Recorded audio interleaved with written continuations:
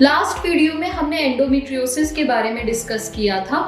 आज इस वीडियो में हम डिस्कस करेंगे इसका ट्रीटमेंट क्या है और अगर आप बच्चा करने की कोशिश कर रहे हैं तो इसमें क्या उपाय करने चाहिए।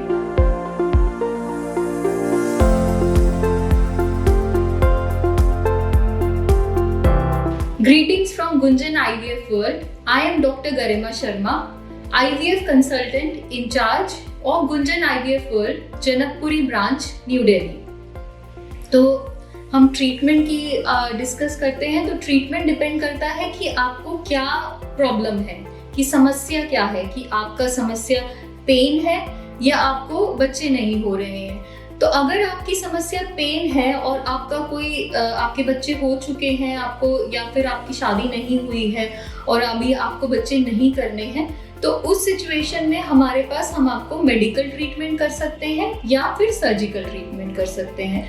अब मेडिकल ट्रीटमेंट मतलब दवाइयाँ या इंजेक्शन।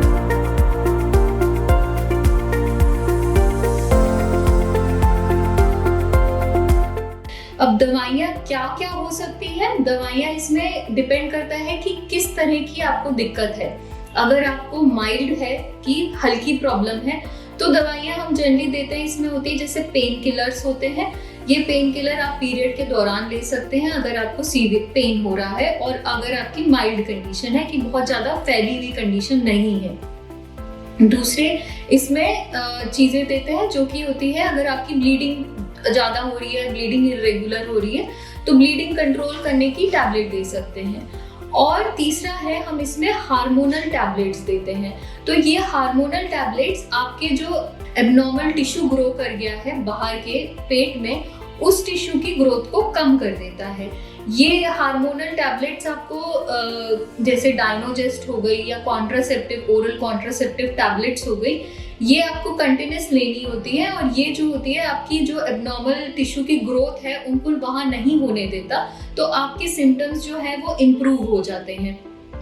इसके अलावा अगर आपकी सीवियर कंडीशन है तो इंजेक्शन भी होता है, जैसे GnRH के इंजेक्शन होते हैं। ये महीने में एक बार लगते हैं या 3 महीने में एक बार के इंजेक्शन होते हैं। ये भी आपके जो वो एबनॉर्मल टिश्यू होता है उसको सुखाता है, तो इससे आपकी पीरियड भी रुक सकता है। तो ये वो एबनॉर्मल टिश्यू सूख जाएगा तो आपके सिम्टम्स में इम्प्रूवमेंट होगा और वो ग्रो फर्दर, आपकी जो कंडीशन है एंडोमेट्रियोसिस की, वो फर्दर ग्रो नहीं कर पाएगी। तो ये मेडिकल ट्रीटमेंट हो गया अगर आपकी माइल्ड कंडीशन है या बहुत सीवियर कंडीशन नहीं है। अगर आपकी सीवियर कंडीशन है तो सीवियर कंडीशन है या फिर आपको बच्चे करने की कोशिश करनी, आप मतलब कि आपकी प्रेगनेंसी चाहते हैं, you are trying to conceive. तो if you are trying to conceive तो हम ये सारी जो टैबलेट है जैसे हार्मोनल टैबलेट आपको नहीं दे सकते, क्योंकि इनसे अंडा बनना बंद हो जाता है और हमारा अगर अंडा नहीं बनेगा तो प्रेगनेंसी कैसे आएगी। तो इन कंडीशन में आपको सर्जिकल ट्रीटमेंट हम एडवाइस करते हैं।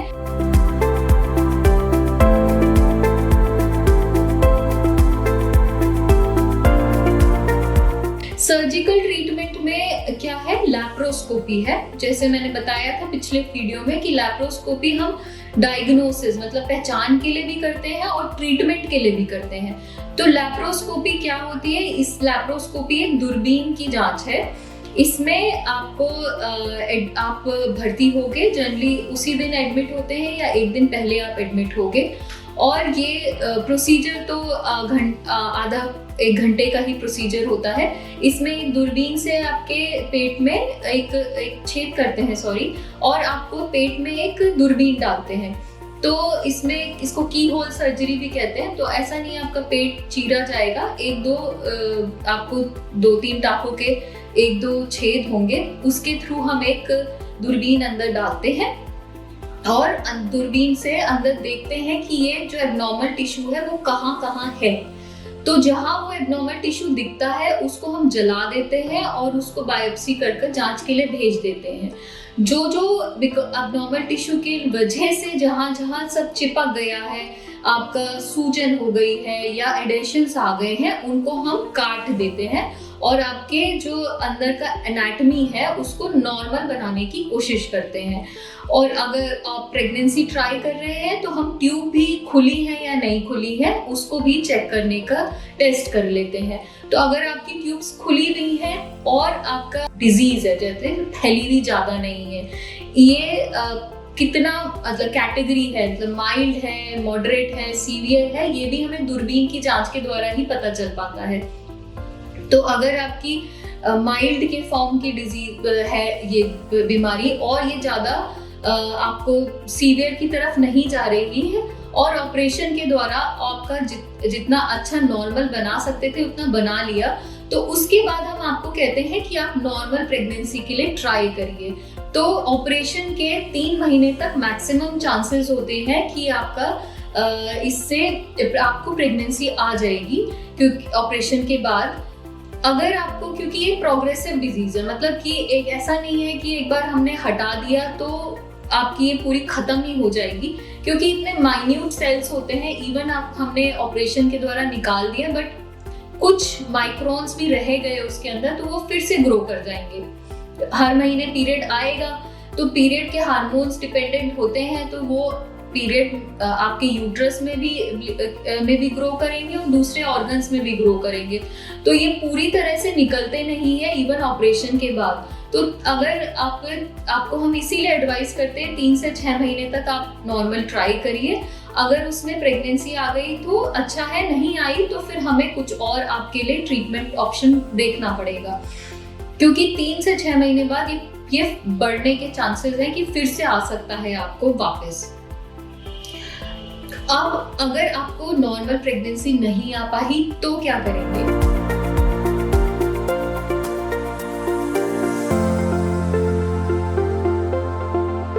अगर नॉर्मल प्रेगनेंसी नहीं हो पाई, आपने नॉर्मली ट्राई किया, नेचुरली ट्राई किया, तो उसके बाद ऑप्शंस आते हैं आपके पास IUI, that is intrauterine insemination, और IVF। तो IUI किसके लिए है? IUI भी माइल्ड या मॉडरेट डिजीज के लिए है, मतलब कि आपकी बहुत फैली भी नहीं है, आपकी नलें खुली हुई हैं और आपका एज बहुत ज्यादा नहीं है, आपके अंडाशय में अंडे हैं, तब इन केसेस में ही आपको हम IUI या नेचुरल के लिए ट्राई करने को बोलेंगे। बट अगर आपकी एज ज्यादा है या अंडे आपके कम हो गए हैं या आपकी ट्यूबें इस बीमारी की वजह से इफेक्ट हो गई है या सीवियर फॉर्म ऑफ डिजीज है, मतलब काफी फैली हुई डिजीज है, ऐसे केसेस में हम आपको IVF की तरफ जाने को कहते हैं, क्योंकि IVF ही आपको रिजल्ट दे पाएगा। IUI या naturally would be wastage of time, कि आप टाइम हमारा कटे जा रहा है लेकिन प्रेगनेंसी नहीं हो पा रही है और धीरे धीरे ये डिजीज और प्रोग्रेस कर पाएगी। IVF में काफी अच्छे इसके रिजल्ट हैं। IVF में हम आपके इंजेक्शंस देकर आपके अंडे निकाल लेते हैं और बच्चा बाहर बनाते हैं। तो अगर आपकी ट्यूब खराब है तो ट्यूब तो बाईपास हो गई, तो इसमें रिजल्ट्स आर वेरी गुड। और अगर अंडे में अगर आपके चॉकलेट सिस्ट बना हुआ है तो भी हम उसमें इंजेक्शंस देकर थोड़ा आपको उसका काम कर देंगे और फिर उसके बाद आपका IVF का प्रोसेस स्टार्ट करेंगे। तो it will give a better result, मतलब कि हमें अच्छा रिजल्ट आएगा। तो एंडोमेट्रियोसिस का यही बेसिकली ट्रीटमेंट है। तो अब ये किस तरफ जाएं और क्या ट्रीटमेंट लें, इसके लिए आपको डॉक्टर को कंसल्ट करना पड़ेगा, बट बेस्ट ऑप्शन आपको डॉक्टर ही बता पाएंगे डिपेंडिंग ऑन योर कंडीशन। अगर आपकी कंडीशन माइल्ड की तरफ है, ज्यादा फैली भी नहीं है, तो आपको even you can try naturally और आपको नेचुरली ज्यादा से ज्यादा IUI में कंसेप्शन हो जाएगा। बट इफ आपकी कंडीशन ज्यादा सीवियर है या आपकी एज ज्यादा हो गई है या ट्यूब्स इफेक्टेड हो गई हैं या अगर आपके हस्बैंड में कोई प्रॉब्लम है, तो ऐसे केसेस में ही IVF की तरफ आपको जाने को बोलते हैं। I hope through this video मैं आपको थोड़ा बहुत जनरल नॉलेज दे पाई होंगी अबाउट IVF, अबाउट एंडोमेट्रियोसिस का ट्रीटमेंट। और कुछ आपको कुछ जानकारी चाहिए हो तो आप कमेंट बॉक्स में क्वेश्चन पूछकर कर सकते हैं। We are always happy to help you. Thank you.